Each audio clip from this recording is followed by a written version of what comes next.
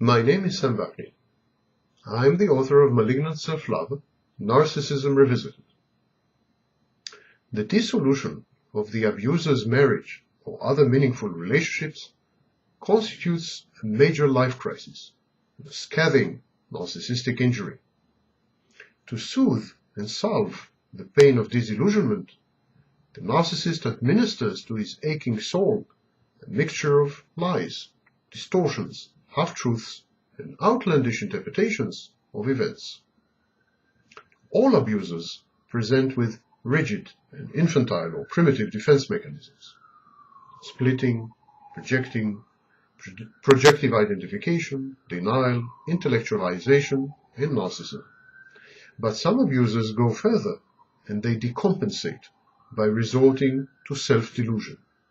Unable to face the dismal failures that they are, such narcissists partially withdraw from reality and adopt one of a few possible scenarios and solutions. The first one is the masochistic avoidant solution. The abuser directs some of the fury that he feels, the rage, some of it inwards, punishing himself for his failure. This masochistic behavior has the added benefit of forcing the abuser's closest to assume the roles of dismayed spectators or of persecutors, and thus, either way, to pay him the attention that he craves. Self-administered punishment often manifests as self-handicapping masochism, a cop-out. By undermining his work, his relationships, and his efforts, the increasingly fragile abuser avoids additional tension, stress, criticism, and censure, negative supply.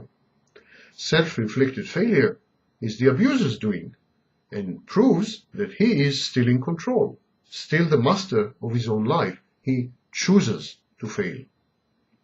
Masochistic abusers keep finding themselves in self-defeating circumstances which render success impossible, and, as Malone put it, an objective assessment of their performance improbable. They act carelessly. They withdraw in mid-effort. They are constantly fatigued, bored, or disaffected, and thus passively-aggressively sabotage their lives. Their suffering is defiant, and by declining to abort, they reassert their omnipotence. The abusers pronounced in public misery and self-pity are compensatory, and again, to quote Malone, reinforce the abuser's self-esteem against overwhelming convictions of worthlessness. The narcissistic abuser's tribulations and anguish render him in his own eyes unique, saintly, virtuous, righteous, resilient, and significant. They are, in other words, self-generated narcissistic supply.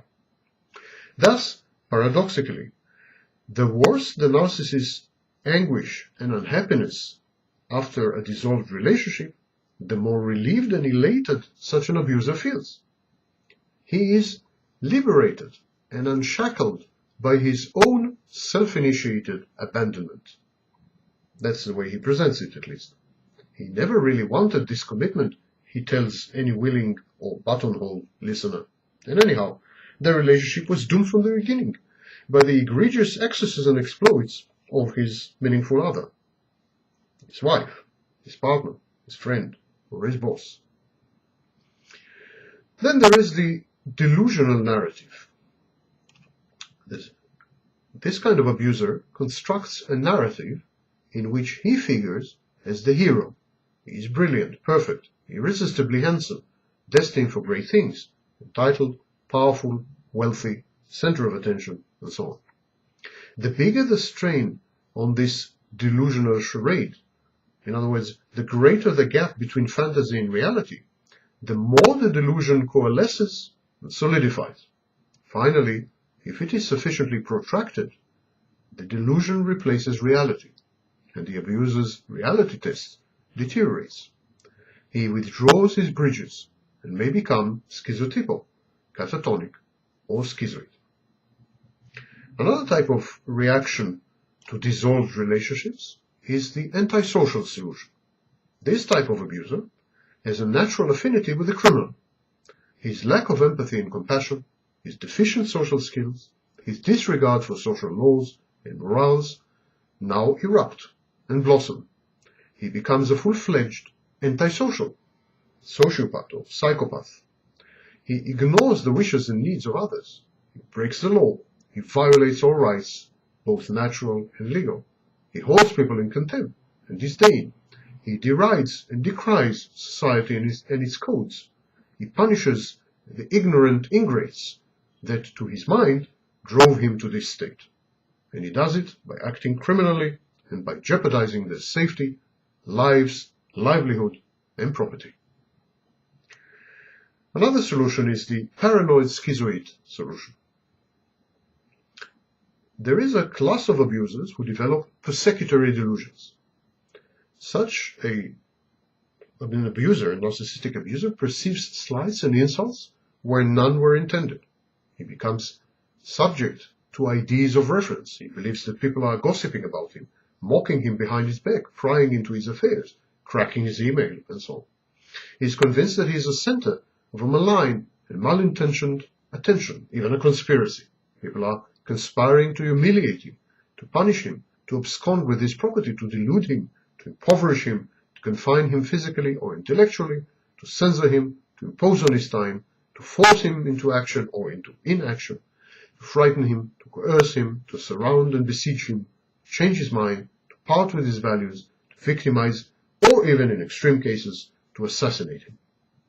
Some abusers withdraw completely from a world populated with such minacious and ominous objects. These are, of course, projections of internal objects and processes. These abusers avoid all social contact except the most necessary. They refrain from meeting people, falling in love, having sex, talking to others, or even corresponding with them. In short, they become schizoids, not out of social shyness, but out of what they feel to be a choice. This evil, hopeless world does not deserve me, goes the inner dialogue or refrain, and I shall waste none of my time and resources on it any longer. And finally, there is the paranoid aggressive or explosive solution. Some abusers who develop persecutory delusions, as we described, resort to an aggressive stance, a more violent resolution of their internal conflict. They become verbally, psychologically, situationally, and more rarely physically abusive.